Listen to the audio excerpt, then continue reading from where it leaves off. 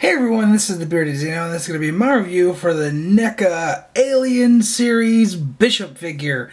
And I've been waiting for this one for a long time because, well, Bishop is a very crucial character for the movie, and I wanted this for my display, and I got the perfect place to put it in, but I am both impressed and a little let down with this figure, and I'll just go over with the negatives and stuff like that with this video. First, let's take a look at the packaging.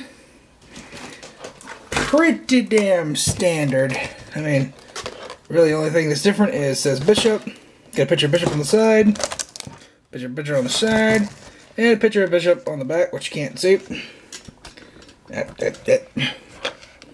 we go. There's a horrible angle.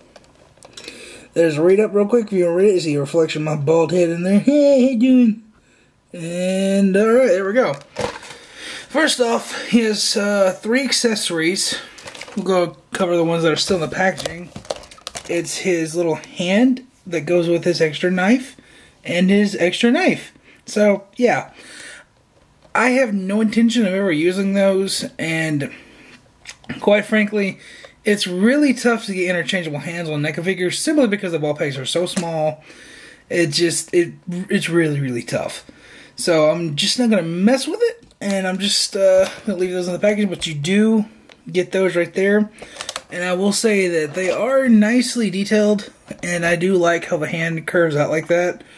But there's really no reason for me to take those out of packaging, but they are there if you want to use them.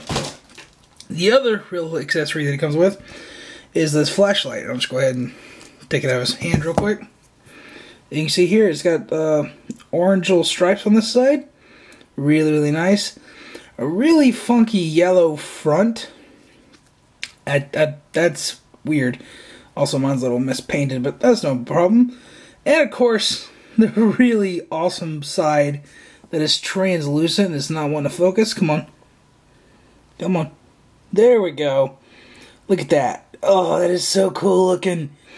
Oh, man. I wish the front was made out of that kind of material, but I guess because it's so small, they really couldn't do it without looking too weird, but that looks really nice. I love this flashlight.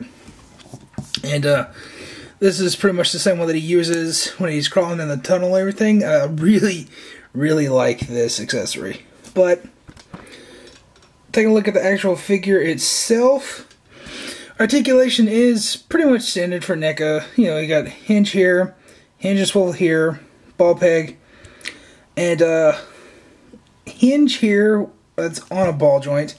So it's got a really good range of motion here. And again, it's got that weird, funky ratchet joint over here on one of the extra legs. I think that is to counter pressure. That's the best way I can describe it, because a few of the figures that I have that have the ball joint, like I'll just that joint on both sides, they start to either split or it's very, very tight.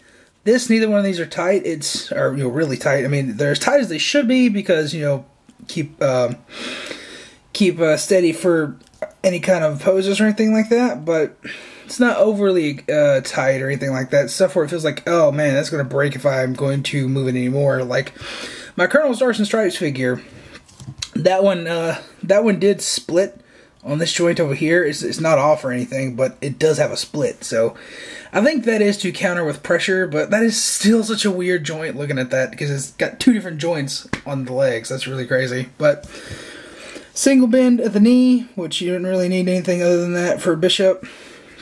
And really good joint right here on the feet. And now I've got to talk about the 2 negatives I have with this. First off is the big rubber diaper is outside the box reviews would say. It looks really weird when you do some extreme poses. However, this is Bishop we're talking about here. You're not going to be doing any extreme poses with him anyways. He's robotic. You're just going to keep him in a stationary pose, really, because, well, that's Bishop. The other real issue I have, as you can see, this shoulder is a lot lower than this shoulder, and that's because, let me get it out, come on, this came out of the packaging wrong. This was like, it wasn't inside the packaging, so it was like this. Over the packaging, it fell out. And probably could fix it, it would take some heat to it, but it had some kind of real funky oil all over the side of it. When I popped it in here, it farted. So, but, I mean, it goes in. You can get it to look okay, and once you get it in there, it works perfectly fine. Yours probably won't be like this, but that is an issue I have with mine. But I kind of like the way it looks because it's like he's got the arm with the flashlight sunken, like the flashlight weighs a lot. So that's really cool.